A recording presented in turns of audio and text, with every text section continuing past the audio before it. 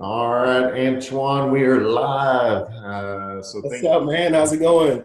you. Good, good. Thanks for jumping on and honoring this experiment to be a blessing to leaders and marriages, both here in McKinney, North Texas, but also other people that are jumping in the conversation as well. Uh, I know who you are, and I can do a poor job at introducing you, or you can have a moment of your own self glory and tell me about yourself and uh, what So, what are you up to in McKinney?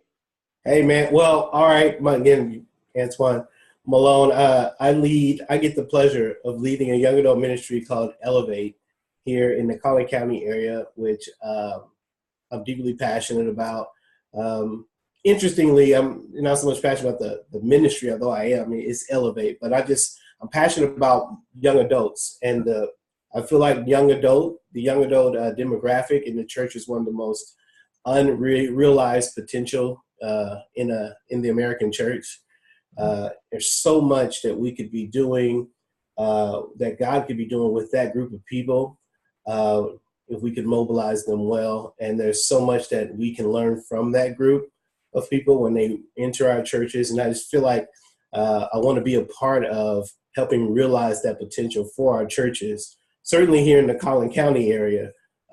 But however much the Lord allows me to reach, then I'm willing to be obedient, or however little. But I just see and have a burden for young adults. So that's where I serve.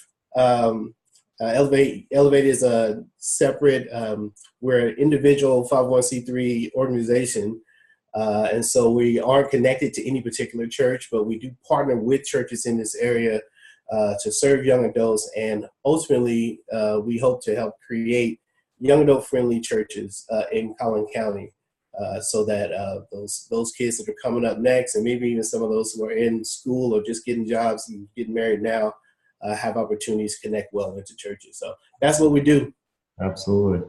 Well, I know both of us have a deep passion for the local church and all of Yeah, its many definitely. expressions and reaching people for Jesus. We're going to kind of go in this vein of the millennials, but that's really kind of a generation now that's leaving, and we're on to the next one, and we're slamming them and how they're not going to live up. But over the last several years, it's just a generational cycle that we go through, right? Right, right. Every generation, I like to say, like every generation thinks they're smarter than the generation that went before them. So that Right, millennials think they're smarter than the previous generation, right. and the older generation is always thinking those young guys don't know what they're doing. They're too impetuous. Yeah.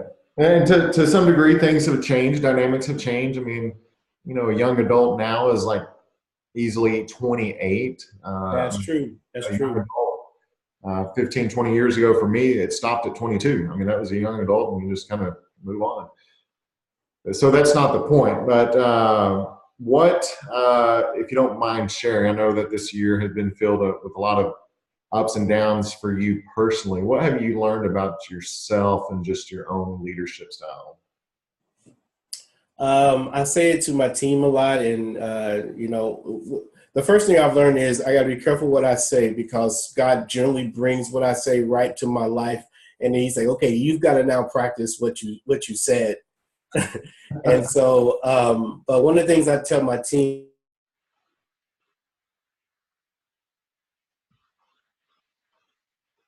We lost recording. You got red going on. Maybe you'll be back.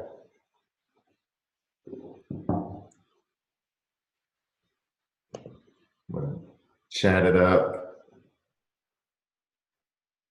Red signal.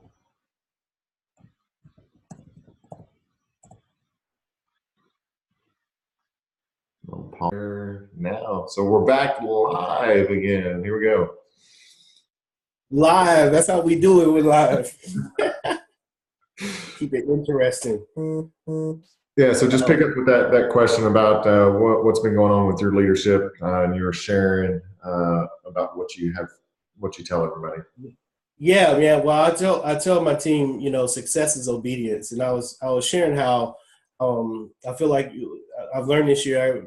that God eventually has asked me there's a lot of things I've shared with the team. Hey, we've got to do this or that thing, look at things this way, approach things this way. And then those situations end up in my lap, and I get a chance to exemplify those very traits. And so this idea of success is obedience, and not allowing anything but saying yes to God to be what success means. And it's allowing God to do what he does with what he does in his own timing, and trying to do the best I can to stay in connection with what he's doing and be content with that and be happy with that.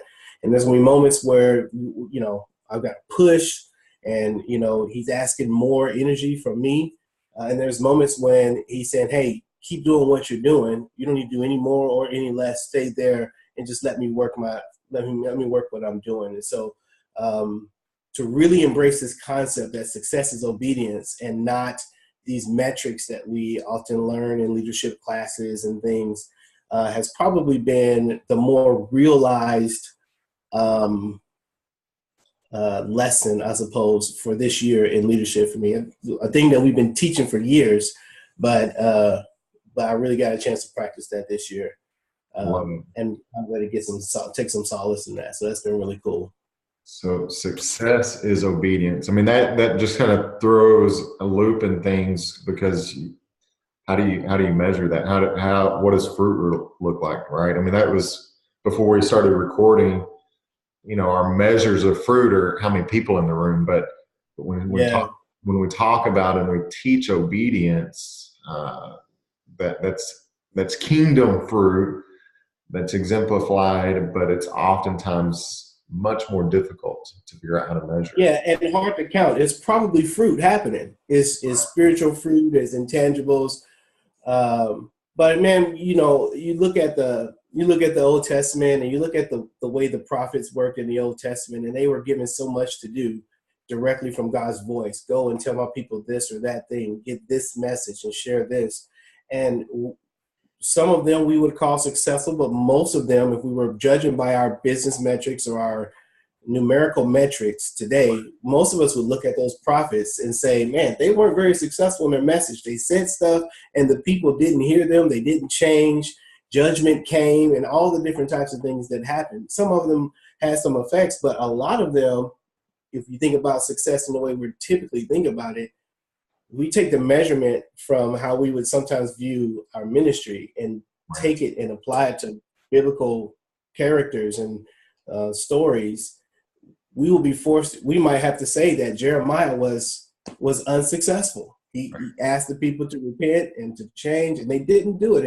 And yet we know that Jeremiah was successful because Jeremiah was told to do a thing and by God, and he did that thing. And then God honored him and ultimately worked out what he was going to work out with his people. And I think it's the same way. I think we've got to be willing to take the ups and the downs of obedience and the static nature of obedience, as well as the highs, and the peaks and all of that, and just be fine with obedience. It's an exercise of trusting, I believe, that we don't get taught enough, maybe, or maybe it's taught on a platitudinal kind of way. I'm making up words, right? It's more like a platitude. But then it hits real life, and then you get a chance, at least for me, I got a chance to really, really say, man, do I believe that? Really? Am I really on board with that? And so hopefully I've grown in that area this year. That's good. That's good.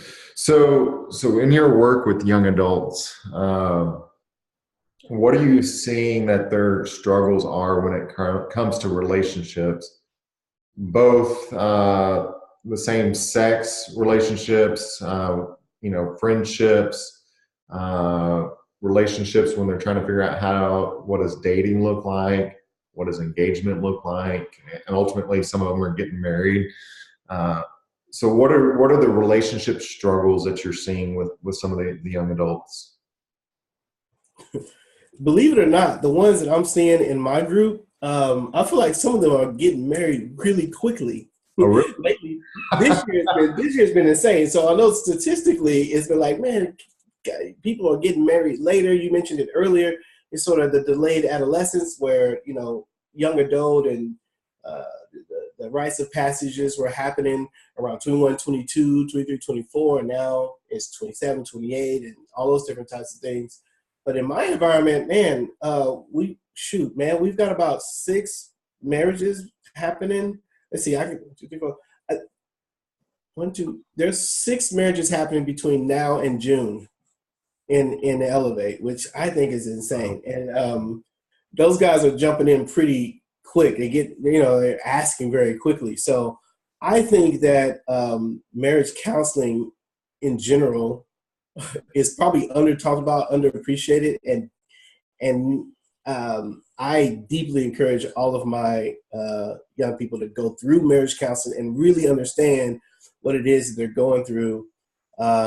Sometimes I do that, I can do marriage counseling, but I think we have to be careful. I think we need to be careful and teach our young men and women the process for love, like the phases, if you will, and hopefully they get to the place where they make a marriage decision in the right phase, if you will, and don't jump the gun too soon, because I think that is what leads to higher divorce rates. Because the love phases, if you will, are going to happen, and then you'll get to a place where you have to make a decision where you really want to be there or not in one of the phases.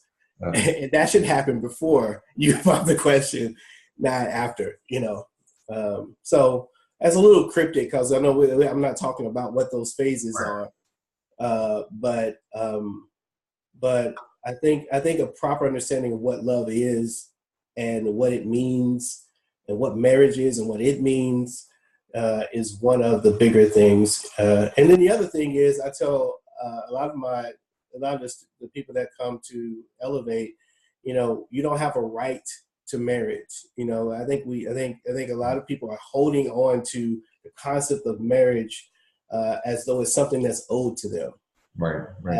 And so when they don't have it, or when things are going too long, they feel cheated, or they feel like they feel that it's unjust. And I think it's important to realize that, the Bible honors, not only does it honor single lives, but it has ordained people to have single lives, where God may not ever want you to be married, and you've got to be okay with that. Similar, where if you're married and you want to have kids, some people really want them and some of them can't, and you've got to deal with that. Like, we don't have a right to these various types of relationships. And so I think we go to God shaking our fist. And so I think a spirit of humility when we approach God about what our love life should look like is an important aspect of our approach to dating from a spiritual point of view.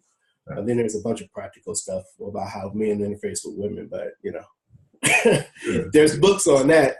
Yeah, I mean, that's one of my greatest joys. One, I love just working with young adults, but love the premarital sessions that I get to walk alongside and be like, man, I made the biggest mistake when I did that. But how do I get that? Instead of as advice, how do I help disciple them and counsel them in a different direction? So if you were thinking back to, how long have you been married?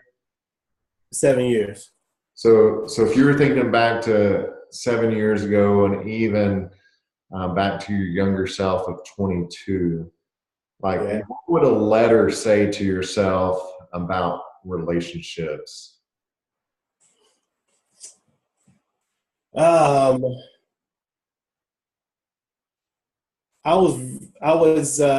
It wasn't until later I would write back to myself about the sense of responsibility to bring the best out of the people I love. It's another way of saying you serve people well, but I would write to myself and say, Antwuan, to love other people well means to help them be the version of them that God created them to be in some way serve that. Heart, mind, soul, and strength, in every aspect of an individual. How do I help my wife? I challenge myself, Antwuan, think through ways that you can help grow your wife mentally, be a part of her mental growth spiritually with God, so that she can be the version of God, a version that God thought about when he created her? How do you help her love well? How do you help love other people well and me well? How do you help her stay connected spiritually to God? How can you lead or serve and connect to that? How do you create practices of serving other people in meaningful ways where it's a part of the rhythm of who you are? And how do you do those things selflessly? Yeah, just writing to myself, not your preferences, but what is actually best for that person. I would probably challenge myself to think that way, think in that space, and just and continue to challenge myself in that area. I think one of the things I didn't do well early in my life was serve. I didn't do that earlier in my life. Really, really, I say I love her and I would sacrifice some things and all, but I didn't have this intentional pursuit of helping her be who God wanted her to be, and being a part of that growth with her in a comprehensive kind of way, So I think that's how I would write it to myself. And that's good. I'm super mental, so so that letter to me would probably stick. I don't know. There may be some other people who hear that, they're like, I don't know about all that. I just want to make sure I hug her and give her a kiss every day, and that might be fine too. That's part of it. That's part of the hard part. I mean, that's one of the hardest things, right? Just that short-term gratification, even in a simple hug, right? But I mean, hindsight now is like a couple of years away from 40. And I'm like, there's not a lot of things I would change. I'm beyond grateful. Yeah. To this point, but man, just that short term, it's so vital. Like if you can understand how 22, 23, 24, 25, the choices and decisions you're making, both in your marriage and your dating, are going to affect so many things for good and bad, So yeah, I mean that's good. That's good thoughts. I would love to jump into what we were talking about before we recorded a little bit, just in terms of your young adults that you're working with, serving here in Collin County, one of the wealthiest counties in the nation, and very affluent culture that we're in. How are you trying to disciple, and going back to the fruit conversation, how are you trying to measure fruit, and what are you pushing your group and your leaders to think about as 2019 begins to come? Well, going into this next year, one of the things we want to measure well is how we are helping the church. One of the measurables we're looking for is like how do we make sure that we are in a value add to the church community in this area, and not a negative. No one wants to be a negative, but the truth is there's a stigma around parachurch organizations that like Elevate, where some would say that those organizations pull away from church engagement instead of facilitate church engagement.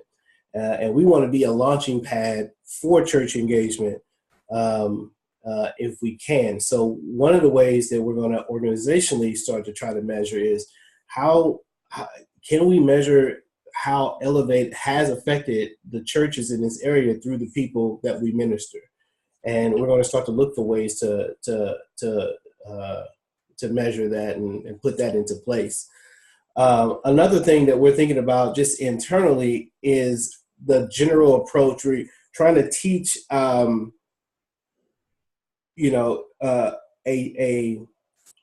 trying to correct a approach to what it means to be a part of a church.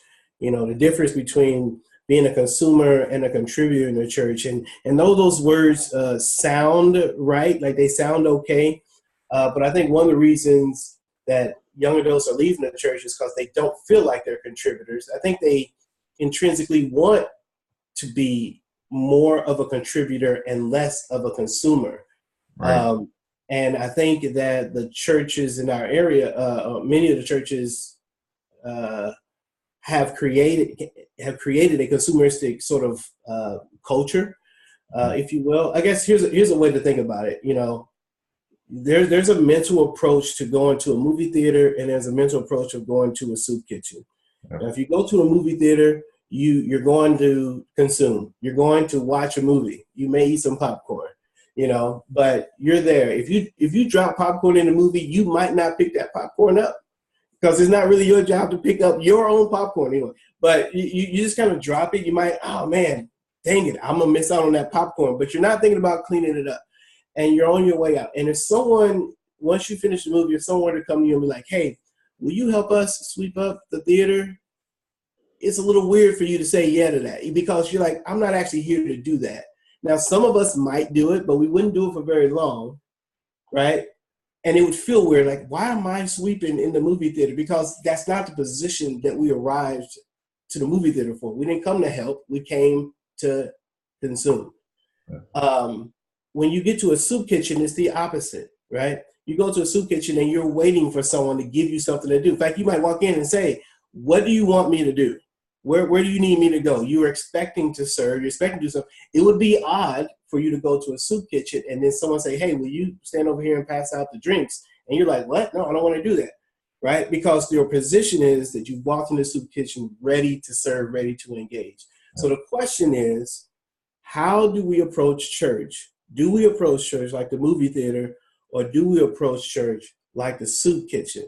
And I think that not only do we approach church like the movie theater a lot of times, but I think the church sees itself and positions itself as a movie theater and doesn't even seek to ask people to engage like they would in the soup kitchen scenario. They have a bunch of concessions and they got a bunch of things that you can consume and you can get.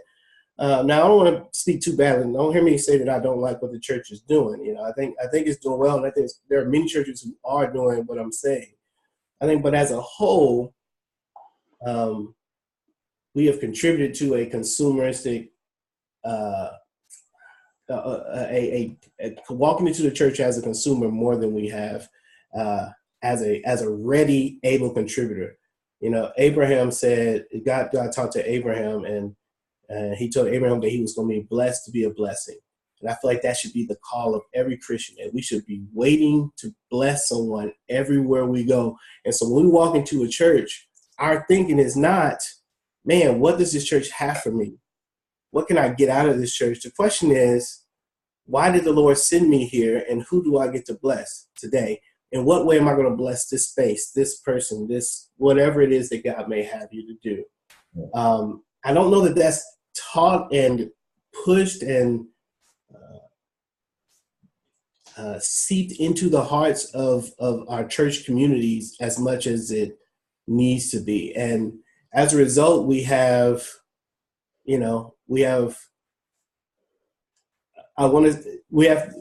akin to church carnivals across the county where people will go in and they partake of all of the festivities and they walk right back out, and that's fine. To them, the transaction is complete. They may enjoy the community aspect of it, but I think being a part of the church is more than that. I think it's an act of obedience. I think it should be something that the Lord leads you to. I don't know that it's always our preference. It's not something we get to choose. We don't get, I think it should be the Lord, where do you want me? Sometimes we may have to be like Jonah, where God sends us where we don't want to go. And that's where we need to be there though, and be a blessing to that space. So anyway, that's a short, but not, I have much more to talk about on that, but I feel like that is where we are. And I feel like the revival that can happen in the church starts with that mentality and spreads across multiple versions of what the church can look like. Once you start asking yourself, what do I bring to church experience?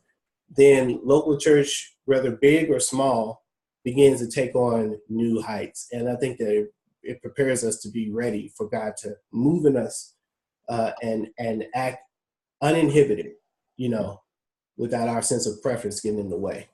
So maybe if I hear this back right, and what you're saying and what's going on in my head, the population you're serving are young adults.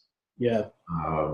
Oftentimes who have transitioned out of this youth group dynamic and kind of what's next for us. And many times the church doesn't have a next program for this dynamic. So we essentially, many of our churches, we go for the next 10 or 15 years in this gap that you're serving with Elevate, without a place for people to be in the greater body of Christ. Yeah, yeah. However, because we've created this gap and we've created churches built on programs, uh, now our churches intentionally market to us, our population that have younger kids. Hey, now it's time to come back to church so we can meet your family's needs. And we kind of keep this mad cycle going, because I think it is something new, but I don't think it is anything new over the last 30 years. When we think of the modern westernized church that we most of us participate in. Yeah. So how do you begin to, practically speaking, for your family, how do you begin to try to break this cycle of discipleship, obedience, fruit?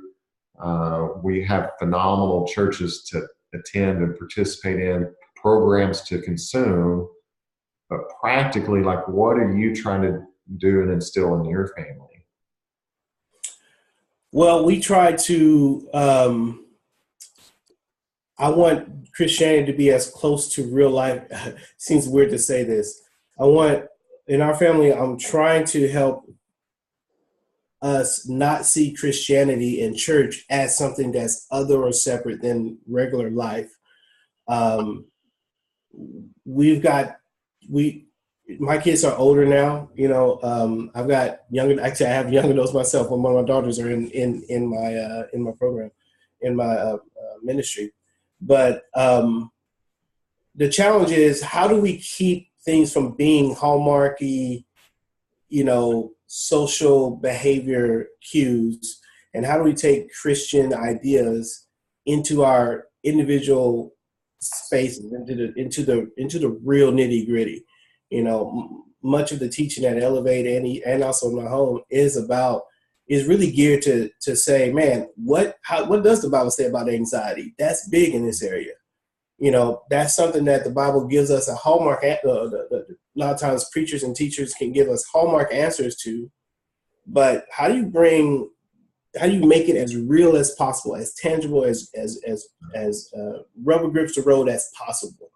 And I feel like one of the challenges that I have in addition to helping people look at the church as a place where they can contribute, is let's not view Christianity as something that's other, that I do this over here, but then my real life happens over here and my real problems over here. And the Bible can't help me with my real problems. I know what it's going to say, but I don't get the help there. And the challenge is, how do we bridge that gap? Because young adults are looking for authenticity, looking for something that's real, something that isn't sold to them, that isn't propaganda, that isn't fake. They're looking for something that's actual, something that's authentic. And, the challenge for me as a father is to bring the actuality of Christianity to my life and to their lives and say, this is really what we do. And this is where we go when things get tough. And this is how the Bible instructs us, and that it knew it was coming. And here's what, and you don't have, it's not a surprise. And the Bible does actually have answers for you, where I don't think that there's young adults that in the end of it, they may not really feel like the Bible has answers, because maybe we haven't, maybe we could do better as a church community at thinking about just discipleship. How do we bring discipleship to real life? And there's lots of ways to go about that. But these are the challenges, right? These are the things that I feel like the Lord's like, hey, this is what I need you to be talking about, and you to be working on, and you to be helping to instill into the people that I send you. So I think that's what's big in my family as well. So what would be your encouragement to leaders in the marketplace who are hiring some of these young adults? What's your encouragement to the young adults entering the marketplace? And because that's really the reality, is most followers of Jesus are in the marketplace to some degree somehow. Yeah. What is your encouragement for people that they feel like they've given up on the young adults? And also the flip side is if you feel like a young adult that people have given up on you, like what's your encouragement for both of them? Yeah, it's a trust gap. I mean, you can't see it on my wall, but my ministry is built on this concept of neither generation trusts the other generation. The younger generation doesn't trust that the older generation values them, and the older generation doesn't trust the younger generation can actually get things done well. And they both need work. If I were talking to in a business place or really in any context, um, the generation that's gone before needs to grab the young adult by the hand, at least the ones who will allow them to do that, and speak into them, and the way to get the production that you're hoping to get out of them is to speak life into them and to call out the gold that's within them, see the thing that their potential is and tell them that, call that out, say, listen, you are more than this. I can, this trait makes you great for this role or this opportunity, but you'll never get there if you allow these traits, which are the negatives, to keep you from getting there. One of the things that's prevalent, for instance, is procrastination and let's just use procrastination. So I just my most recent example. I was just talking with a young person recently. I was like, hey, I think you would be great for this role. I see these traits in you. You're awesome at this. You're awesome at this. People feel this way when they leave you. No one walks away from you without smiling. You call these positives, and you have this great potential. But and you could be this. But the thing that's going to keep you from getting that is you have a bad habit of putting things off. Yeah. You just do. And so I want to help you be this thing that I said you could be, but I need your help in fighting off procrastination. And so here's what we're going to do. We're going to work on that together. And I'm going to ask you about your procrastination. Yeah. Did you procrastinate, today or whatever? And just get in there with them. And instead of just kind of the hands up approach, one, it fixes the value proposition that's missing in the young adult. I don't feel like they're valued very much. No, I do see you. Right. And then it does, and it allows you to transfer some of your wisdom to them in a way that they can receive. So I think that's it. On the young adult side, I say the same thing every time. The Lord said, let your yea be yea and let your nay be nay. And young adults, you've got to do what you say. Right. You cannot, people will give you a pass for working hard and missing, but it's hard to give you a pass for not showing up when you're supposed to show up. And so to the young adults who are in the room or watching, let me tell you, take it. You let your yay be yay and let your nay be nay. If you say you're going to do something, you've got to do it. People are taking a chance on you. They're relying on you. They're trusting you. We need you to say yes. As a Black person, one of the things growing up I hated was things that perpetuated the stereotype. Right. And so you'd run to something and someone would do something that is stereotypical of Black people, or someone might stereotype, and you're like, stop doing that. You're helping the stereotype. It's similar with young adults. Like when you run across someone who is flaky and who doesn't come through, stop them, because that reflection is affecting everybody. So those are two kind of go-tos. Again, there's a lot more, but those are pretty universal, I think. Yeah.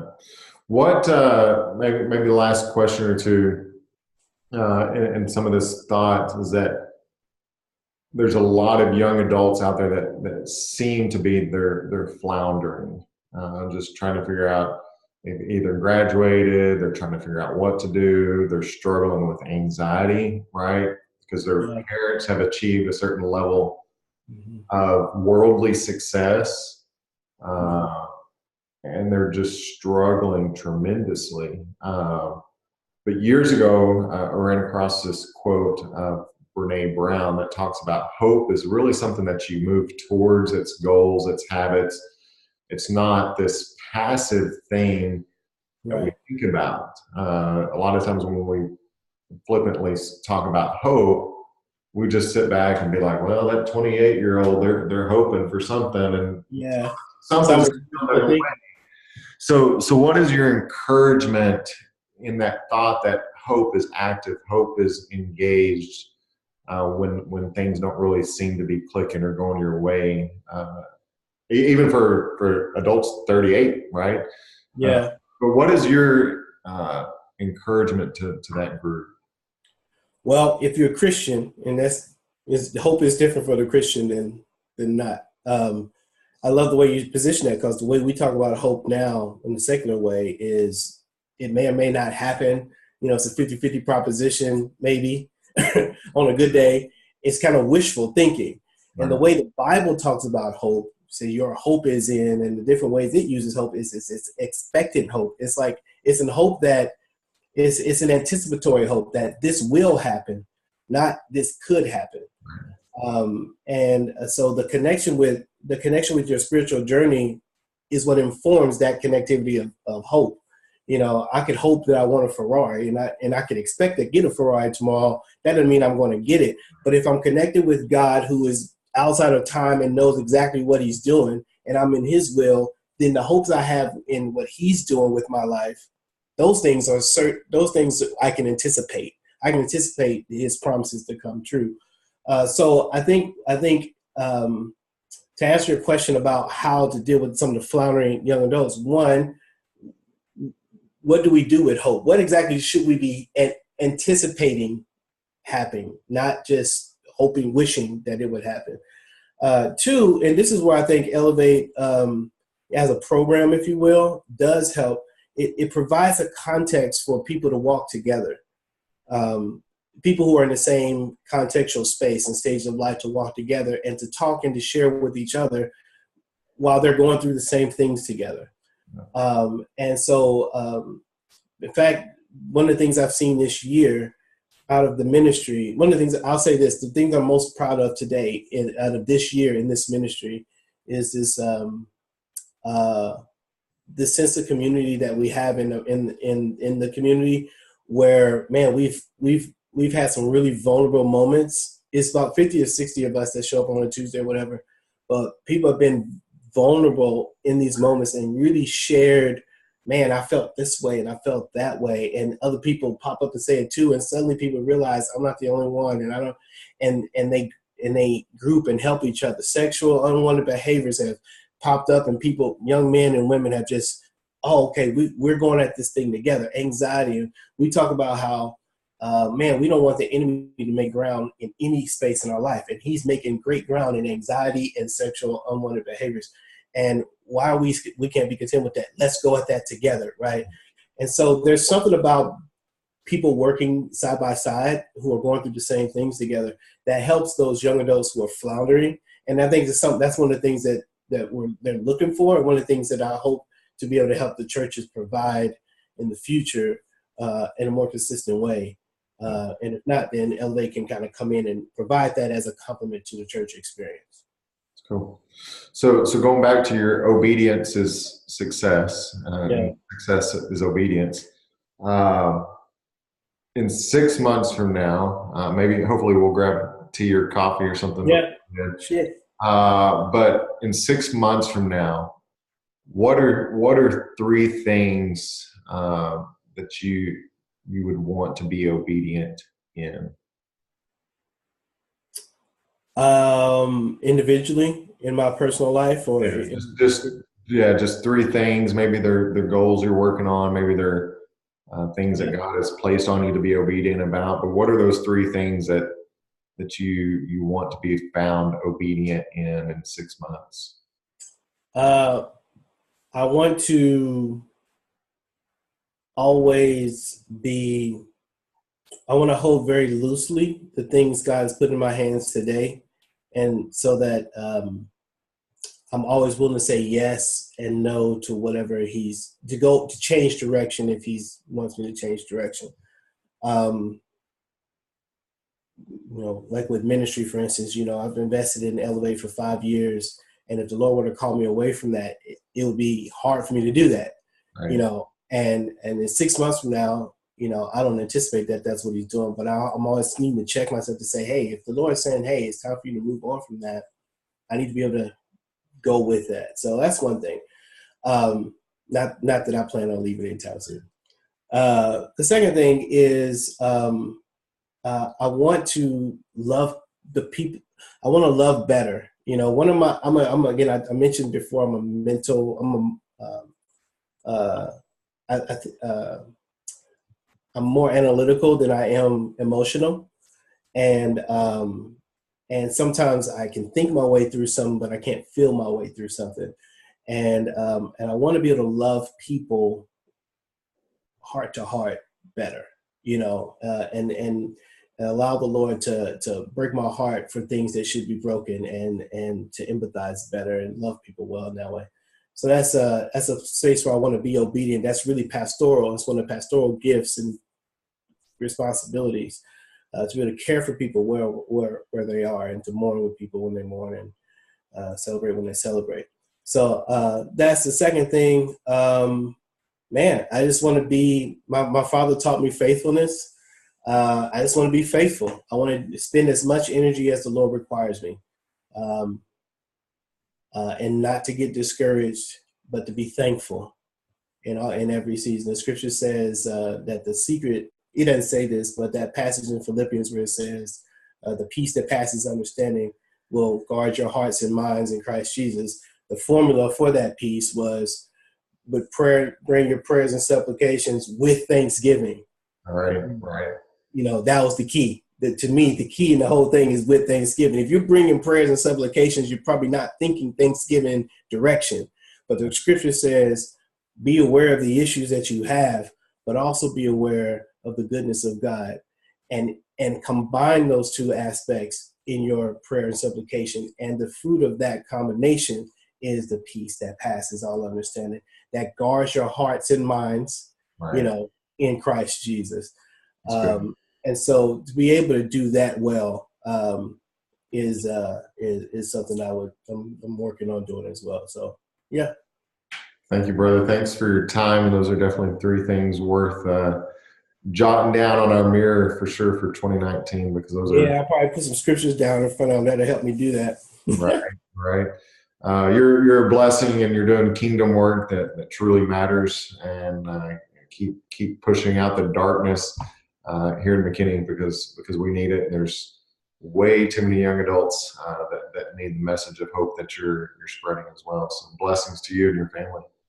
Thank you, man. And hey, young adults, if you're in the area and aren't connected to anything in church, or just want to come check Elevate out, Tuesday night we do a worship service at 7:30 at Christ Fellowship in McKinney. I'd love to meet you and shake your hand. And we pray for young adults all the time. And so your arrival is an answer to prayer, and that's the way that we see it. And so, yes, if there's a way we can serve you, then don't hesitate. We'd love the opportunity to do that. Churches as well, if you want to know a little bit more about Elevate, I'd love to tell you about it and engage with you in the work of serving young adults in this area. How can they find Elevate on the web, and how can they find Elevate website is elevateministry.net. And you see a bunch of things on there. And then you look us up on Facebook or what have you. We got Facebook page and group and all of those different things. So the group is for a lot of the community. People find us in the page and on the website all the time. So I get a chance to talk to a lot of people through the web. It's kind of fun. Cool. Well, blessings to you, brother. Thank you. All right, man.